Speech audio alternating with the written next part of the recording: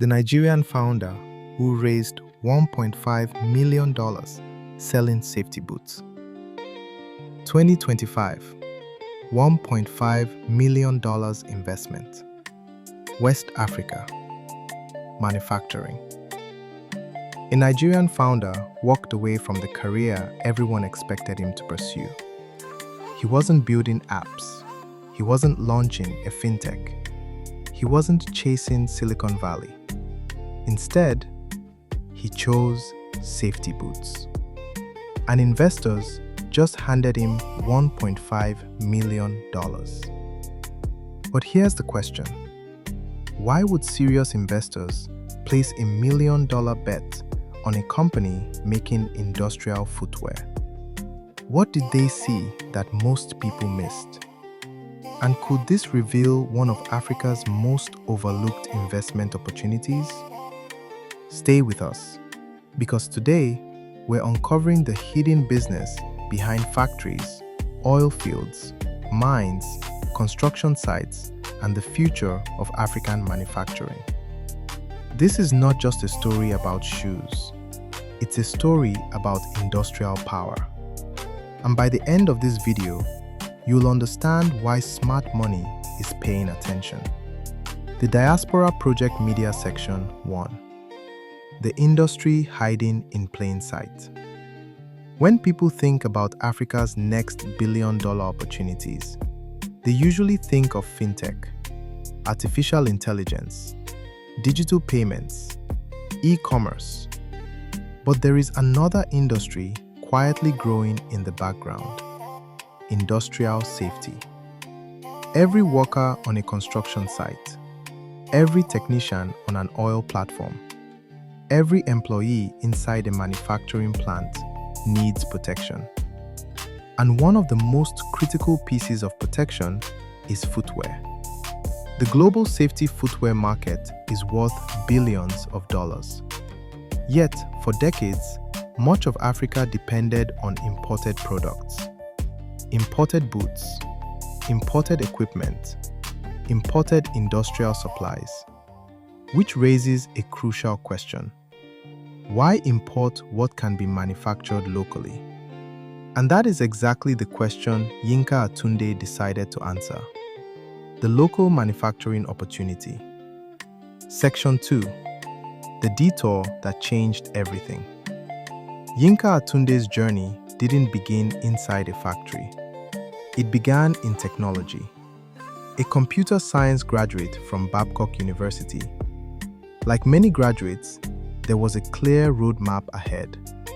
Finish school, complete NYSC, find a stable career, build a predictable future. But life had other plans. A delayed NYSC program created uncertainty, and uncertainty forced reflection. Sometimes the biggest opportunities arrive disguised as setbacks. While many people would wait for circumstances to improve, Yinka began exploring alternatives.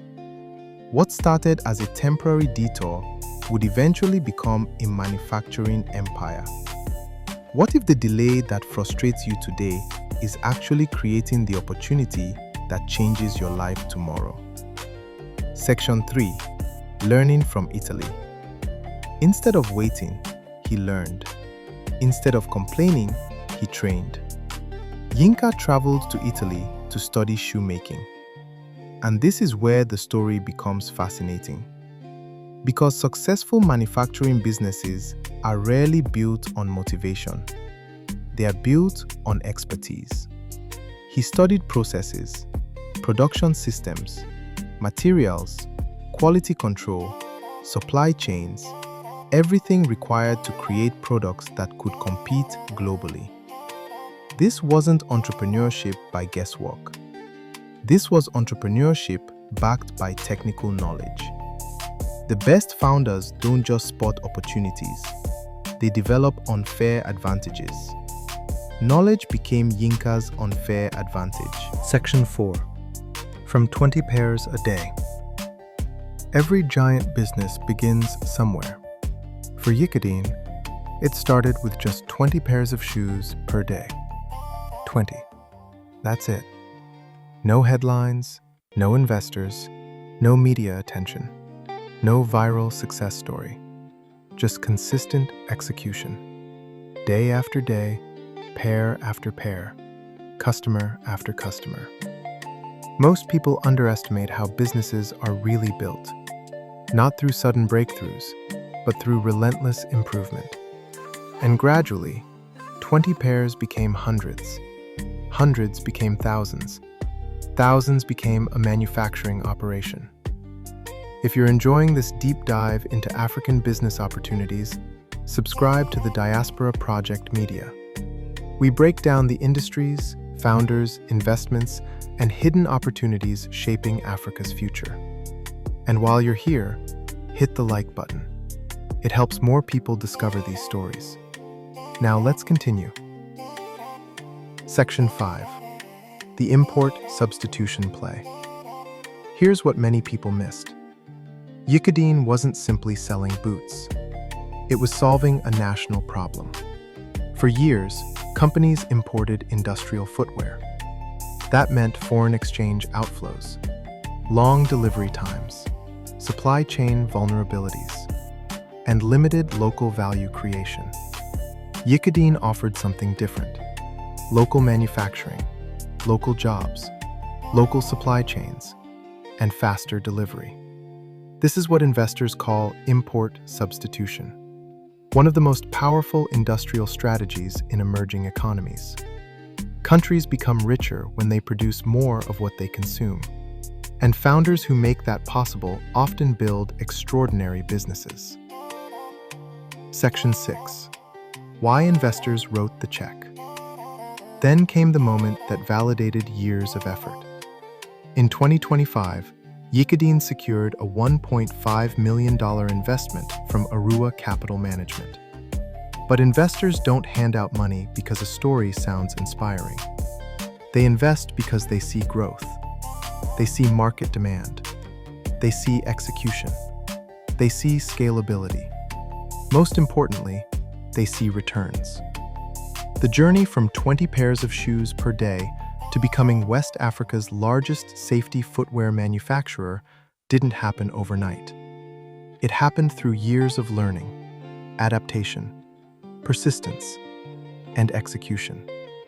A delayed NYSC program, a trip to Italy, 20 pairs of shoes per day, and eventually, a $1.5 million investment.